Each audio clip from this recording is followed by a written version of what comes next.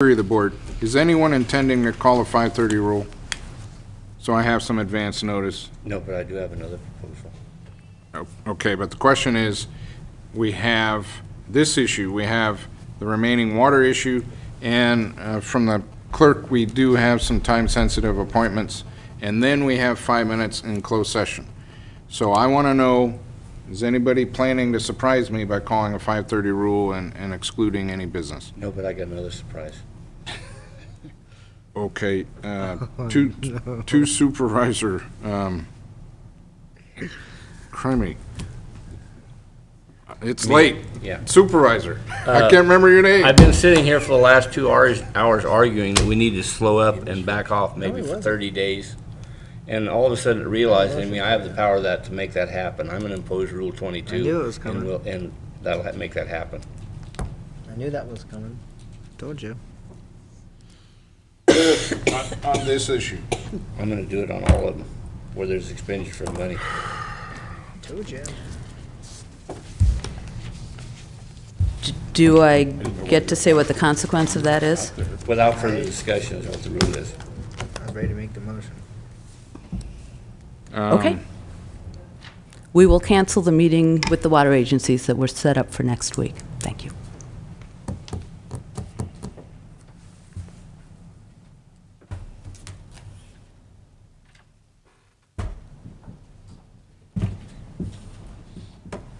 Okay, I'm having to take a breath here before I say something I don't want to say.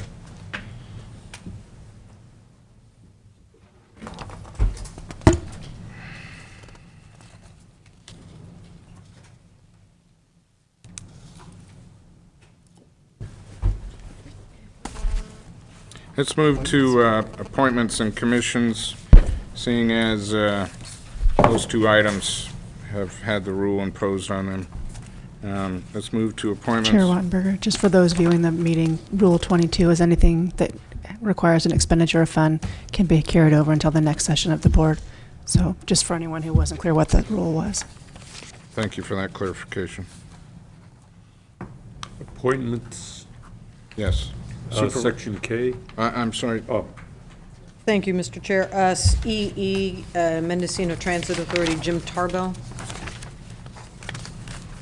Reappointment. Second. Okay, it's been moved and seconded for Mr. Tarbell. All those in favor? all right. Aye. All those opposed? Okay. Section K, Section K. Cemetery District of Anderson Valley, recommend 1, 2, 3, 4, 5 directors.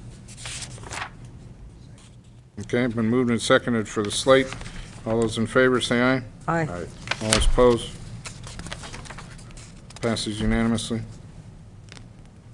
Mr. Chair, item number U, Cemetery District of Westport, the recommended 3 members.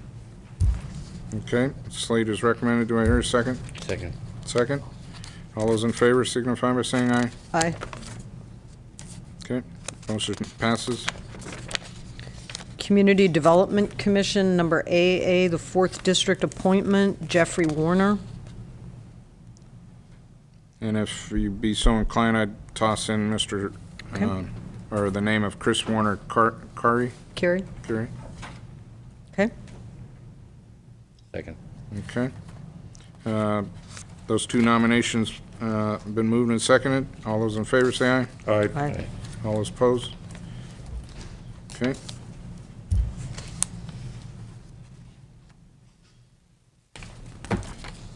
Let's see. We have item BB. We have item DD. DD, the Business Improvement District, the Coast Region and County Lodging. There are 2 recommendations by staff, Printha Worthen and Joe Bradley. There is a motion before us. Do I hear a second?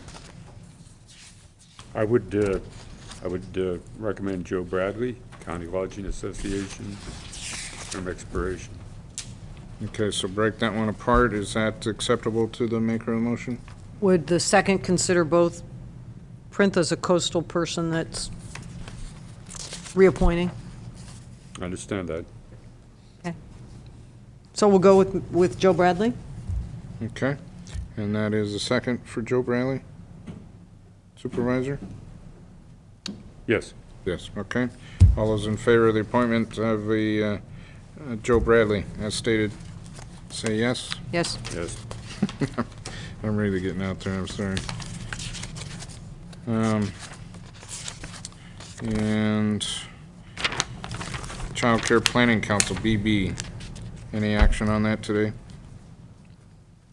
I don't have a problem with making a motion for both of them.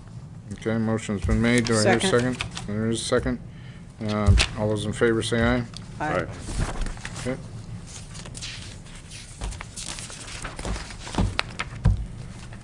Okay, that concludes the appointment list. We do need to accept the Building and Planning Director's report.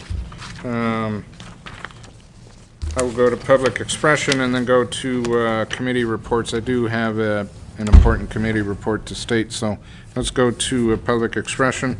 And please step forward and state your name. Keep your comments 3 minutes, please. Good afternoon, Lee Howard. I came back for the water issue.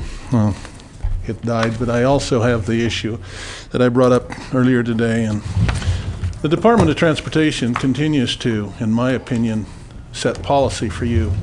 And the fact that these, mainly the wide load permits that I alluded to and give a copy to, changes dynamically the amount of money that they're charging and services and what we can do with this.